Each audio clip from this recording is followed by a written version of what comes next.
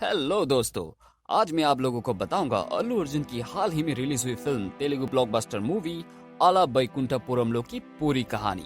तो कहानी है एक रात की, एक हादसे की रात की, जहां पर मुरली शर्मा अपने स्कूटर पर बैठ के एक हॉस्पिटल में आते हैं क्योंकि वहां उनकी पत्नी एडमिट है और उनका बच्चा होने वाला है। अब उसी हॉस्पिटल में एक दूसरे महंगे वार्ड में वो जिनके वहां काम करते हैं, ARK इंडस्ट्रीज, उनकी मालिक की बेटी तब्बू, उनका भी बच्चा होने वाला है। अब मुरली शर्मा उर्फ वाल्मीकि और तब्बू उर्फ याशु दोनों के ही वहां बेटे का जन्म होता है। लेकिन तब्बू के बेटे को जब नर्स अपने हाथ में लेके सुलाने जाती है तो वो देखती है कि बच्चा कोई रेस्पॉन्ड नहीं कर रहा। तो वो नर्स उस बच्चे को गलती से मरा हुआ मानती है और वो नर्स नीचे आकर ARK के घर पे फोन करके ये बात उन लोगों को बताने की कोशिश करती है। अब यहाँ पर उस नर्स का मुलाकात होती है हमारे वाल्मीकि से, जो पहले ही फोन पर लगा हुआ है, और वो पूछता है कि क्या बात है। अब वो नर्स घबरा के वाल्मीकि को पूरी वाकया के बारे में बता देती है और वाल्मीकि अपने शैतानी दिमाग का बत्ती जलाता है और उस नर्स को कहता है कि वो उन लोगों के वहां बहुत सालों से काम कर रहे हैं और वो उन लोगों का बहुत ही आभारी है, तो इसलिए वाल्मीकि उन लोगों को अपने बच्चे को देने के लिए तैयार है। लेकिन उसका असली मकसद ये है कि वाल्मीकि अपने बेटे को उन लोगों का वारिस बनाना चाहता है ताकि बड़ा होकर वो अपने बेटे के जरिए उन लोगों के सारे जायदाद को हड़प सके। अब ये दोनों चुपके से जाके तब्बू के वार्ड में अपना जिंदा बच्चे को तब्बू के मरे हुए बच्चे से बदल देते हैं। अब ये लोग जब उस बच्चे के साथ लौट रहे होते हैं तभी जोर से बिजली कड़कती है और वो बच्चा रोने लगता है। अब ये देखकर वो नर्स बहुत खुश हो जाती है और वो नर्स वाल्मीकि से कहती है कि उन लोगों को वापस जाकर बच्चा बदल देना चाहिए ताकि दोनों माँ को अपना सही बच्चा मिल सके। अब वाल्मीकि इस बात से सख्त मना कर देता है और वाल्मीकि उस नर्स से कहता है कि वो और तब्बू के पति रामाचंद्रन पहले एक साथ ही तब्बू के पिताजी की कंपनी में क्लर्क का काम किया करते थे, लेकिन रामाचंद्रन ने तब्बू को अपने प्यार में फंसाकर उससे शादी कर ली और रामाचंद्रन अमीर बन गया और इधर वो आज भी एक गरीब क्लर्क की नौकरी कर रहा है। तो इसीलिए वो उनके बच्चे को अपने यहाँ गरीबी में बड़ा करेगा और उस बच्चे की जिंदगी बद से बदतर कर देगा। अब इसी बात को लेकर उन दोनों के बीच एक बहुत बड़ा बखेरा खड़ा हो जाता है। इसी बहस के दौरान वो नर्स ऊपर से नीचे गिर जाती है और सर पर गहरी चोट लगने के कारण कोमा में चली जाती है। अब ये दोनों परिवार एक दूसरे के बच्चे के साथ हॉस्पिटल से अपने अपने घर लौट आते हैं। अब वाल्मीकि अपने बच्चे का नामकरण के वक्त उसका नाम रखता है बंटू। अब पंडित जी इस नाम को सुनकर भड़क जाते हैं और कहते हैं कि मैंने अपनी जिंदगी में किसी भी बाप को अपने बेटे को इतना वाहियात नाम देते हुए कभी नहीं देखा। अब इधर ARK के घर बैकुंठपुरम में तब्बू और रामाचंद्रन का बेटे का नाम राज रखते हैं और वाल्मीकि जब भी उससे मिलता है उससे बहुत प्यार करता है क्योंकि उस बच्चे का असली बाप तो वही है। और दूसरी तरफ रामाचंद्रन का बेटा बंटू, जिसको वाल्मीकि अपने घर में बड़ा कर रहा है, वो बचपन से ही बंटू को हर बात पे कोसता रहता है और हमेशा उसे नीचा दिखाने की कोशिश करता है। और ऐसे ही 20 साल गुजर जाते हैं और हमारा किस्मत का मारा हुआ बंटू बड़ा होकर अल्लू अर्जुन बन जाता है। अब इधर रामाचंद्रन का बेटा राज USA के एक MBA कॉलेज से ड्रॉप आउट करके अपने घर लौटता है। अब उसकी नजर उतारने के लिए वाल्मीकि बंटू को एक कद्दू लाने को बोलता है, लेकिन वो बंटू को उस कद्दू के साथ बैकुंठपुरम में घुसने नहीं देता। तब बंटू कहता है कि मैं बचपन से देखता आ रहा हूँ कि आप मुझे कभी भी इस घर पे घुसने नहीं देते, ऐसा क्यों है। तो वाल्मीकि उससे कहता है कि बैकुंठपुरम में बंटू जैसे लूजर के लिए कोई भी जगह नहीं है, लेकिन इसकी असली वजह तो ये है कि वाल्मीकि नहीं चाहता कि बंटू अपने असली माँ बाप के आसपास भी भटके, क्योंकि वाल्मीकि को डर है कि अगर ऐसा हुआ तो एक न एक दिन वो लोग अपने खून को पहचान ही लेंगे। अब एक दिन बंटू अपने बहन के साथ बाहर होता है, तभी कुछ लोग बाइक पे आके बंटू के बहन से उसके दुपट्टा छीन लेते हैं। अब बंटू के बहन उसको इसके बारे में कुछ कहने को कहती है, तो बंटू कहता है कि आज उसका एक बहुत ही बड़ा इंटरव्यू है, इसीलिए अब वो इस बछड़े में पढ़ना नहीं चाहता। तब बंटू की बहन उससे कहती है कि अगर तुम्हारे गर्लफ्रेंड के साथ भी ऐसा होता तो क्या तब भी तुम ऐसे ही रिएक्ट करते। अब बंटू इस इमोशनल अत्याचार में आकर उन गुंडों से बदला लेने के लिए पहुंच जाता है। अब यहाँ पर शुरू होता है इस फिल्म का पहला action sequence Allu Arjun style में। अब इन सब होने के बाद बंटू फाइनली अपने इंटरव्यू के लिए पहुंच जाता है पैक योर बैग्स नाम के एक टूरिज्म कंपनी में। अब बंटू की मुलाकात होती है यहाँ के सेल्स मैनेजर मिस्टर रेड्डी से और बातों बातों में बंटू अपने खरूस बाप के बारे में उसे बता देते हैं। अब यहीं पर शुरू होता है OMG डैडी वाला गाना। इस गाने के बाद एक सीन आता है जहां पर वाल्मीकि बंटू को बताता है कि हम लोग मिडिल क्लास लोग हैं, तो हम लोगों को हमेशा सच नहीं बोलना चाहिए, तो हम लोगों को जिंदगी में झूठ बोलना भी चाहिए और डरना भी चाहिए। तो इस बात के जवाब में बंटू बोलता है कि अगर मैं सच बोलूंगा तो मुझे सिर्फ उस वक्त के लिए डर लगा रहेगा, लेकिन अगर मैं झूठ बोला तो मुझे हर वक्त डर लगा रहेगा। अब यहाँ पर बंटू की मुलाकात होती है उस कंपनी के HR मैनेजर से। ये वही बंदा है जिन्होंने बंटू की बहन का दुपट्टा छीना था। तो वो मैनेजर बंटू को कहता है कि वो घटना एक मिसअंडरस्टैंडिंग थी। उसने बंटू की बहन की दुपट्टा को जानबूझकर नहीं छीना था, बल्कि उसकी बहन रास्ते पे खड़ी थी, तो कहीं वो दुपट्टा उन लोगों के बाइक से न अटक जाए, तो वो उस दुपट्टे को हटाने की कोशिश कर रहा था और इसी चक्कर में वो दुपट्टा उसके हाथ में फंस गया था। अब यहाँ पर एंट्री होती है उस टूरिज्म कंपनी की बॉस पूजा हेगड़े और उनकी टांगों की। जी हाँ, उनकी टांगों की। अब उसकी टांगों को देखकर बंटू पिघल जाता है और वो पूरी लिफ्ट में उन्हें ही तारता रहता है, पूजा हेगड़े को नहीं, उनके टांगों को। और दूसरी तरफ पूजा हेगड़े बंटू के खड़े हुए बालों को देखती रहती है। अब ऑफिस में भी बंटू अपने बॉस पूजा हेगड़े उर्फ अमूल्य की टांगों को ही घूरता रहता है। तो इसीलिए बंटू को सबक सिखाने के लिए अमूल्य बंटू को 2 टूरिस्ट के साथ रेगिस्तान में भेज देती है। अब बंटू वहाँ से लौटने के बाद अपने हरकतों के वजह से अपने बॉस पूजा हेगड़े से माफी मांग लेता है।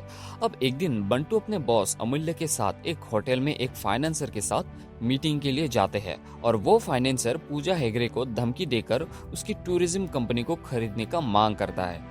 अब यहाँ पर शुरू होता है इस फिल्म का सेकेंड फाइट सीक्वेंस, जहाँ पर आप लोगों को अल्लू अर्जुन की मस्त स्टाइलिश फाइट देखने को मिलेगा। अब ये लोग जब उस फाइनेंसर से बात कर रहे होते हैं तो तभी उस होटल में रामाचंद्र भी होता है और वो उन लोगों से बहुत ही इम्प्रेस हो जाता है। अब रामाचंद्रन अपने घर में आकर इस बात को अपने ससुर जी ARK को बताता है। अब ये सुनने के बाद ARK पूजा हेगड़े के साथ अपने पोते राज का शादी करवाने का फैसला कर लेता है, लेकिन राज इसमें इतना इंटरेस्टेड नहीं है क्योंकि वो अपने एक रिलेटिव से प्यार करता है। उधर पूजा हेगड़े भी इस शादी के लिए बिल्कुल तैयार नहीं है, लेकिन वो अपने बाप के चलते इस लड़के से मिलने के लिए राजी हो जाती है। अब ये लोग जब एक दूसरे से मिलते हैं तभी वहाँ पर राज एक अंगूठी के बॉक्स के साथ आ जाता है और एक मिसअंडरस्टैंडिंग के चलते इन दोनों की मंगनी तय हो जाती है। और जब राज पूजा हेगड़े को अंगूठी पहना रहा होता है तभी वहाँ पर बंटू आ जाता है और वो ये सब देख लेता है। अब इन सब के बाद पूजा हेगड़े बंटू के ऊपर अपने प्यार का एहसास हो जाता है और ये दोनों एक कपल बन जाते हैं। अब यहाँ पर एंट्री हो जाती है इस फिल्म की विलेन नायडू की, जो एक पोर्ट चलाता है और वो अपने बेटे के साथ मिलके ARK इंडस्ट्रीज के आधे शेयर्स को खरीदना चाहता है, लेकिन रामाचंद्रन इससे सख्त मना कर देता है। तो इसीलिए नायडू उसके ही ऑफिस में रामाचंद्रन को जान से मार देने की कोशिश करता है। अब उसके तुरंत बाद ही बंटू और पूजा रामाचंद्रन से मिलने उनके ऑफिस आते हैं और उनको बहुत ही जख्मी हालत में देखते हैं। अब उनको बचाने के लिए बंटू जब ये देखता है कि लिफ्ट और सीढ़ी दोनों को ही किसी ने जाम कर दिया है, तो वो उनको क्रेन से नीचे लाते हैं और कुछ भी करके उन्हें हॉस्पिटल में एडमिट कर देते हैं। अब इसी हॉस्पिटल पर वो नर्स भी एडमिटेड रहती है और इसी बीच बंटू और उस नर्स का आमना सामना हो जाता है। अब वो नर्स बंटू से कहता है कि रामाचंद्रन को क्या हुआ है, क्या तुम उनके बेटे हो? तब बंटू बताता है कि रामाचंद्रन का एक छोटा सा एक्सीडेंट हुआ है और ये कहता है कि उसका बाप रामाचंद्रन नहीं बल्कि वो है जो सामने से आ रहा है। और इसी तरह बंटू उंगली दिखाते हुए वाल्मीकि को अपना पिताजी बताता है। अब ये सुनकर वो नर्स कहती है कि तुम्हारे असली बाप वाल्मीकि नहीं बल्कि रामाचंद्रन है, और 20 साल पुराने उस हादसे के बारे में बंटू को पूरी बात बताती है। अब ये सुनने के बाद बंटू को पता ही नहीं चलता कि वो रिएक्ट कैसे करे और इसी बीच वो नर्स भी गुजर जाती है। अब ये सब जानने के बाद बंटू दौड़ता हुआ अपने पापा रामाचंद्रन को देखने आ जाता है और उसी वक्त उसकी असली माँ तब्बू भी हॉस्पिटल में आ पहुंचती है। अब हालांकि बंटू ने ही अपने जान पर खेलकर रामाचंद्रन को हॉस्पिटल में एडमिट करवाया है, लेकिन फिर भी तब्बू उसे इतना इम्पोर्टेंस नहीं देती है क्योंकि रामाचंद्रन और तब्बू के पिताजी ने एक दिन घर पर बंटू की तुलना उनके बेटे राज से की थी और तभी से वो बंटू को एकदम भी पसंद नहीं करती है।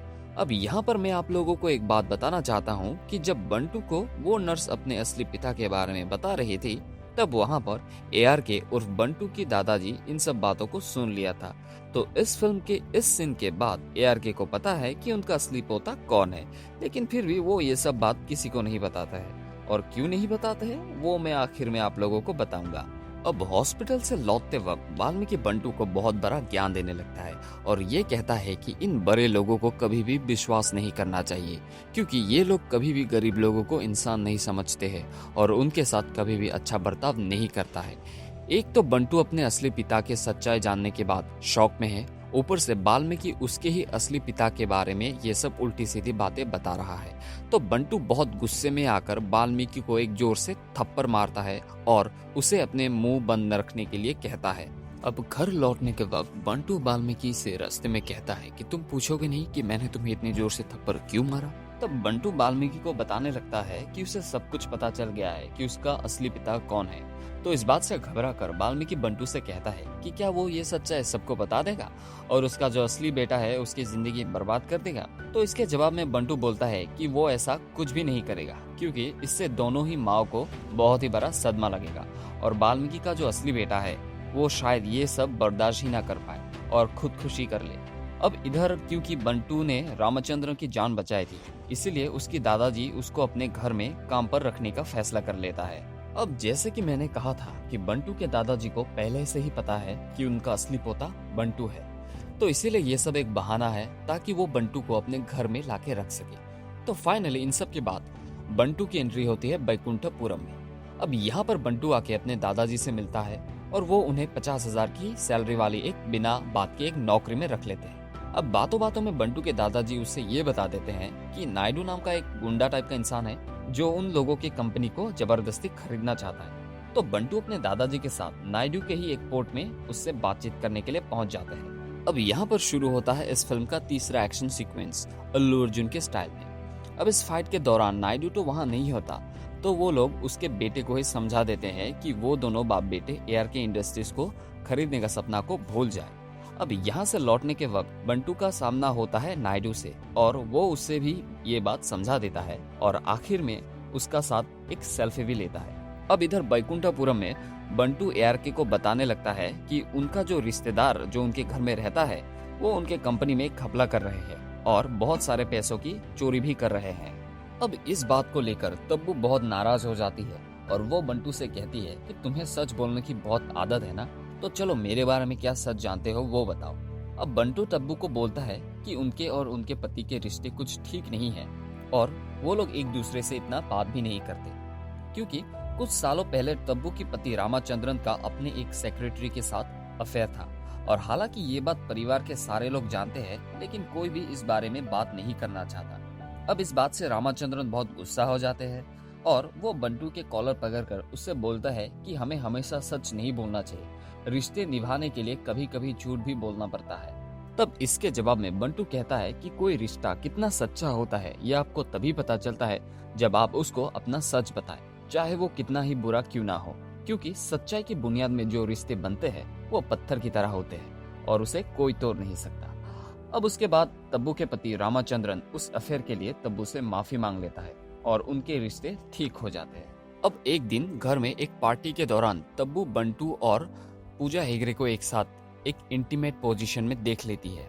अब इस बात को लेकर बहुत ही बड़ा बखेरा खड़ा हो जाता है और इसके लिए बंटू को बैकुंठपुरम से निकाल देते हैं। उसके बाद नायडू और उसके बेटे मिलकर ARK के रिश्तेदार की बेटी को किडनैप कर लेता है और वो उसके बदले में ARK के कंपनी के आधा हिस्सा मांग लेते हैं। अब उससे बचाने के लिए ARK की कंपनी का आधा हिस्सा नायडू को देने के लिए वो लोग राजी हो जाते हैं। अब ये किडनैपिंग वाली बात कैसे भी करके बंटू को पता चल जाता है और वो एक मुर्गा लेकर बीड़ी फूकते हुए उन लोगों से फाइट करने के लिए पहुंच जाता है। अब यहाँ पे शुरू होता है इस फिल्म का आखिरी फाइट सीक्वेंस, पहले की तरह स्लो मोशन में अल्लू अर्जुन के स्टाइल में, और ऐसे ही बंटू सारे गुंडों को पीटते हैं। फिर आखिर में आके वो नायडू और उनके बेटे से मुक्का लात करते हैं। अब नायडू वहाँ पर मजे से सीख कबाब बना रहा होता है, लेकिन उसकी फूटी किस्मत तो देखो, एक तो उसे वो सीख कबाब खाने को नहीं मिलता और ऊपर से वो सीख कबाब का सीख बंटू उसी के छाती में घुसेर देते हैं और बस यहीं पर इस फाइट का अंत हो जाता है और उस लड़की को बचाकर बंटू ARK के घर पहुंच जाता है। अब यहाँ पर ARK फाइनली वाल्मीकि को बंटू के बारे में पूछता है और ये कहता है कि उसे पहले ही पता चल गया था कि बंटू ही उसका असली पोता है। जिस दिन नर्स ने मरते वक्त बंटू को उस रात की बच्चे बदल देने वाली कहानी सुनाई थी, लेकिन उसने ये बात आज तक किसी को नहीं बताया, क्योंकि वो ये देखना चाहता था कि बंटू का कैरेक्टर कैसा है और वो कहीं जायदाद के लालच में आकर अपने आप को ARK का पोता और रामाचंद्र का बेटा होने का मांग करता है या नहीं। उसके बाद रामाचंद्रन बंटू से पूछता है कि हम लोगों ने तो तुम्हें घर से निकाल दिया था, तो हम लोगों के लिए तुमने नायडू से लड़ाई क्यों की? तो इस बात के जवाब में बंटू बोलता है कि सिर्फ माँ बाप को ही बच्चों का भलाई नहीं चाहते, बल्कि बच्चे भी माँ बाप का भलाई चाहते हैं और उन्हें हमेशा खुश दिखना चाहते हैं। तो हालांकि उसको घर से निकाल दिया गया था, लेकिन उसको जब पता चला कि उसकी माँ बाप परेशानी में है, तो वो कैसे चुप बैठा? उसको तो उनके हेल्प करना ही था। तो रामाचंद्रन ये सब सुनने के बाद बंटू को अपना लेता है और ये कहता है कि उसके पत्नी तब्बू को भी ये बात पता चलनी चाहिए कि उसका असली बेटा कौन है। लेकिन बंटू इस बात को सख्त मना कर देता है और ये कहता है कि इस बात को उनके माँ को कभी भी पता नहीं चलना चाहिए, क्योंकि उन्होंने ही इतने सालों तक राज को ही अपना बेटा माना है और उसी तरह उसको बड़ा किया है। तो अगर उनको अचानक ये बात पता चले कि राज उनका असली बेटा नहीं है, तो शायद वो इस बात को बर्दाश्त ना कर पाए। अब यहाँ पर एंट्री होती है तब्बू की, जो अपने बेटे राज को बचाने के लिए बंटू को अपने जायदाद का आधा हिस्सा लिख देती है और ये कहती है कि क्योंकि तुमने मेरे बेटे का जान बचाया है, तो आज से तुम भी मेरे लिए बेटे समान हो। तो बंटू पहले तो इस जायदाद को लेने से इनकार कर देता है, लेकिन बाद में अपने पिता और दादाजी के कहने पर वो इस जायदाद को एक्सेप्ट कर लेता है और यहीं पर इस फिल्म का हो जाता है हैप्पी एंडिंग। वीडियो को लाइक करें, चैनल को सब्सक्राइब करें मूवीज डिकोड हिंदी, और साथ ही में इस बेल आइकन को भी प्रेस करें। और हाँ, अगर आपका कोई फेवरेट मूवी है तो हमें कमेंट करके जरूर बताएं।